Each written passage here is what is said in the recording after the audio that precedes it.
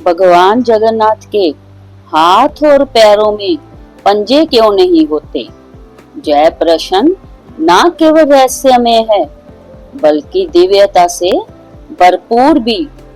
जब कोई भक्त उनकी मूर्ति के सामने खड़ा होता है तो मन में सहज ही जिज्ञासा उठती है, प्रभु के हाथ हैं, पैर भी है, पर उंगलियां क्यों नहीं, पंजे क्यों नहीं?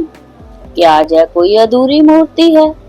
जहाँ इसके पीछे छिपा है कोई गहरा आध्यात्मिक रहस्य? आइए आज इस कथा के माध्यम से जानते हैं वो दिव्य घटना जिसने इस रूप को जन्म दिया और प्रभु के अधूरे शरीर में भी पूर्णता का अनुभव कराया। उड़ीसा के महान राजा इंद्रद्युम्न भगवान विष्णु के परम भक्त थे।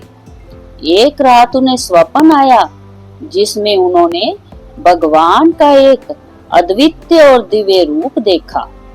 ऐसा रूप जो उन्होंने पहले कभी नहीं देखा था। जागते ही उन्होंने निश्चय किया, मैं उसी रूप में भगवान की मूर्ति बनवाऊंगा और उसकी सेवा करूंगा।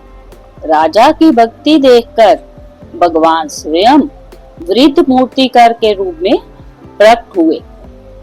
असल में वे थे स्वयं विश्वकर्मा। उन्होंने कहा, मैं मूर्ति बनाऊंगा लेकिन एक शर्त है, जब तक मैं कार्य कर रहा हूँ कोई भी दरवाजा नहीं खोलेगा। यदि खोला गया तो मूर्ति अधूरी रह जाएगी। राजा ने वादा कर लिया। कई दिन बीत गए, ना कोई आवाज ना कोई हलचल। राजा चिंतित हुए, कहीं वृद्ध की तबीयत तो नहीं बिगड़ गई। आखिरकार वचन तोड़ते हुए दरवाजा खोल दिया और वृद्ध अदृश्य हो चुके थे। वहां रखी थी 3 मूर्तियां, भगवान जगन्नाथ, बलभद्र और सुभद्रा, लेकिन उनके हाथ और पैर अधूरे थे, ना पंजे ना उंगलियां। राजा दुखी होकर रो पड़े, हे प्रभु, यह क्या हुआ? मैंने तो आपको पूर्ण रूप में देखना चाहा था। तभी आकाशवाणी हुई, हे राजन, यह रूप अधूरा नहीं, मेरा दिव्य स्वरूप है। यह रूप बताता है कि मैं भक्ति और श्रद्धा से प्रसन्न होता हूँ।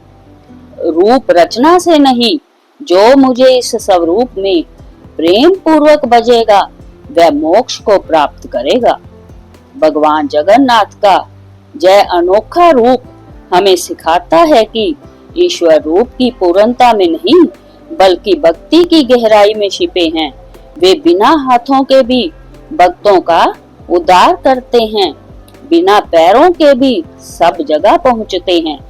उनका यह स्वरूप मानव की सीमाओं को पार कर जाता है।